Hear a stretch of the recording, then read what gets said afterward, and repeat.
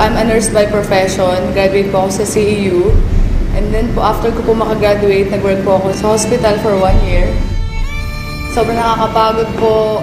Yung sobrang toxic po kasi yung mga pasyente po. At the same time po, yung babagan nga po ng sweldo. Kumbaga yung effort mo na magtrabaho dun, parang hindi talaga worth it. Gusto ko talagang makapunta sa ibang bansa, kaya rin ako nag-nursing. Napapagod lang ako, tapos po wala rin ako naiipon. Kung dito lang ako magtatrabaho, walang mangyayari sa future ko.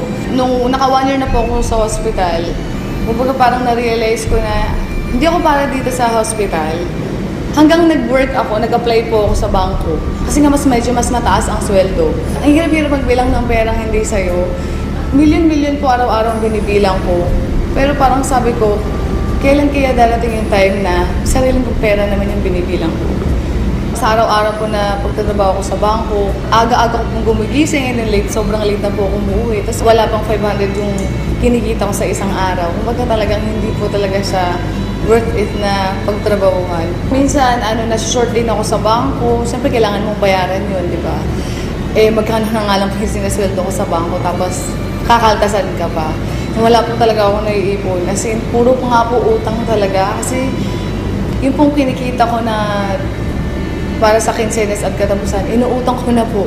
Kaya po pag halimbawa sweldo na po, dumadaan lang sa palad ko at kailangan ko nang bayaran yung mga dapat ko pong bayaran. Naisip ko, paano na yung future ko? Kapag kung ganito lang ng ganito.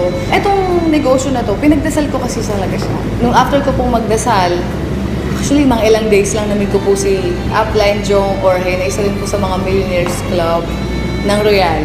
Kumbaga po, sobrang blessing na ma-share sa akin yung opportunity. And-explain niya sa akin yung negosyo. Ang ganda pala talaga ng Royal.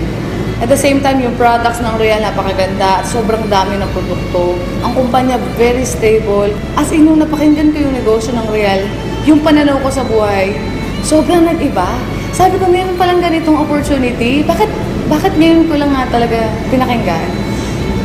Kasi sabi ko, meron namang opportunity sa Pilipinas. Bakit kailangan ko pang pumunta ng ibang bansa?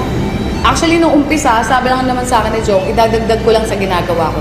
Hanggang dumating yung time na ginagawa ko yung negosyo, yung kinita ko po sa Royal ng 1 week, katumbas na po ng 3 buwan sa bangko. Kaya sabi ko po, grabe talaga, parang kailangan ko na talaga i-full-time ang Royal. Kaya po noong April, nag-resign na po ako. So, sineryoso ko po agad yung Royal. Na-realize ko na working hard is different from working smart. Kahit gaano ka kasipag, kahit gaano ka katsaga, kung magamaling sistema yung ginagawa mo, hindi ka yayaman. Pero po, grabe po, yung sipag mo, yung tiyaga mo, ilipat mo sa Royal, tamang sistema, panigurado yayaman ka. Mas nakakaipon na ako ngayon, and like dati kasi, talagang puro utang. Ngayon yung mga utang ko, nabayaran ko na. Ngayon sila na yung utang sa akin. Ganon. Noon, gumigising ako ng sobrang aga kasi may pasok ako eh. Ngayon, nung nag-royal ako, gumigising lang ako kapag tapos na ako matulog. After 7 months lang, nakabili po ako ng brand new Ford Fiesta because of Royal Business Club. Kaya sobrang thankful po ako, buti na lang may Royal. Lahat po naging negative sa akin, sobrang naging positive po sila. Yung pera na dati sa bangko, sobrang pagod ako magbilang ng perang hindi akin. So nakakatawa dito sa Royal, sariling pera ko na yung binibilang ko. Doon ko nakita na yung magulang ko po sobrang proud sa akin. Kumbaga kahit hindi ako nakapag-ibang bansa, kayang-kaya kong tuparin yung mga pangarap ko kahit dito lang sa Pilipinas. Kasi may Royal Business Club. Tsaka dito nakakatulong ka sa mga tao eh. Yung ginagawa mo hindi lang para sa sarili mo, pero para rin sa iba na may mga pangarap din. Kasi ako nakuha ko na yung pangarap ko. Pero yung mga kasamahan ko na naging part ng Royal, gusto ko rin silang matulungan na makuha rin nila yung mga pangarap nila. Ang sasabi ko lang lalo na sa mga kabataan, sa mga empleyado rin na tulad ko, syempre naging empleyado rin naman ako, na maging open-minded lang kayo. Buksan nyo lang yung puso at isipan ninyo. At the same time, dito hindi naman sinabing iwan mo yung ginagawa mo eh. Ang sabi lang naman ni Royal, idadagdag mo lang sa kung anong ginagawa mo. Kung wala kang dinadagdag sa ginagawa mo or binabago, hanggang dulo wala namang magbabago. Meron lang kasi akong binago, meron lang akong dinagdag, kaya may nagbago. Kumbaga yung mga pangarap ko, nakuha ko because of Royal Business Club. Buti na lang may Royal.